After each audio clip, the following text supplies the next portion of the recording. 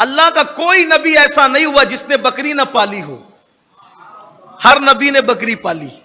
और हुजूर ने कयामत के करीब भी सबसे बरकत वाला माल जो फरमाया वो बकरी को फरमाया।